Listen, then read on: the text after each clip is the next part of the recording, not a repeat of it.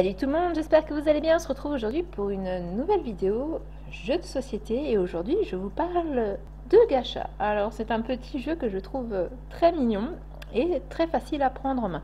Donc c'est un jeu à partir de 7 ans pour une partie d'environ 20 minutes pour 2 à 6 joueurs.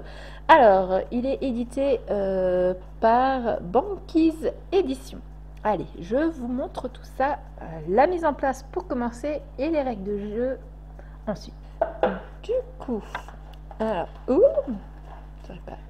donc c'est un jeu de cartes et non de plateau. Alors, je vous montre un petit peu les cartes, elles sont vraiment très jolies. Donc vous voyez, ça c'est les objectifs qui ont donc du coup un dos comme ceci. Donc qui ont, comme je vous disais, voilà, avec les petites boules. Et donc ceci, c'est les cartes à jouer. Donc du coup, Gacha Main, du coup c'est un jeu de cartes de collection. Donc du coup, je sais pas si... Ah si, vous devez connaître. Tout le monde, on a tous été fans de ceci quand on était enfants. Les machines où on glisse la pièce pour avoir une surprise. Et bien en fait, Gacha, c'est un petit peu ça. Et donc du coup, là, on est donc dans des gachapons et impossible de savoir pour nous quel gacha se cache à l'intérieur.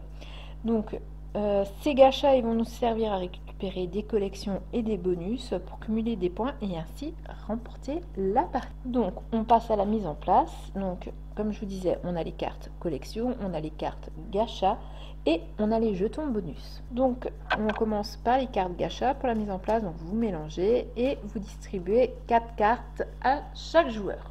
Avec le reste de cartes, au centre, je fais à peu près 4 piles identiques. Elles ne sont pas du tout identiques. Bref, on va dire c'est identique. Et ici, on va laisser une zone de défausse pour les cartes. Ensuite, vous prenez les cartes objectifs, enfin les cartes collection.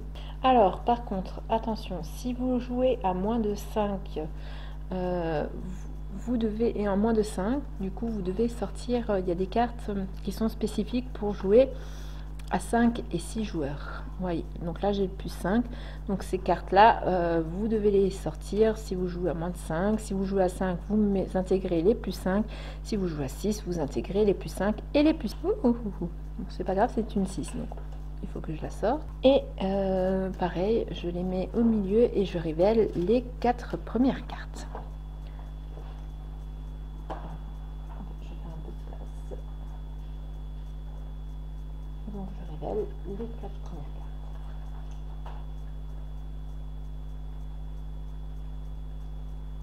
Ensuite, je prends les jetons, je les mélange et du coup, je les place face cachée suivant le nombre de joueurs qu'on est. Donc là, on est 3 joueurs, donc j'en mettrai 6.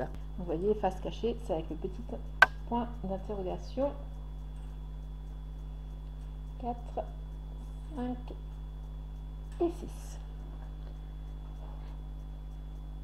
Et voilà, la mise en place est finie. Donc à votre tour de jeu, bon, vous choisissez bien sûr un premier joueur, comme vous le souhaitez. Et donc vous avez 2 actions possibles. Soit on n'a pas les gachas qu'il nous faut en main pour aller prendre une carte collection. Donc, par exemple, vous voyez, moi j'ai 2 sushis, une petite poupée et un radis. Vous voyez que je n'ai rien qui va. Donc du coup, je vais choisir 2 cartes sur... Bon, alors j'ai vraiment pas de chance, je tire que des petits sushis. Donc j'ai le choix entre une pile de 4. Je peux prendre une carte ici et une carte ici, ou j'aurais pu prendre une carte sur la même pioche. Donc j'ai fini mon tour de jeu. C'est à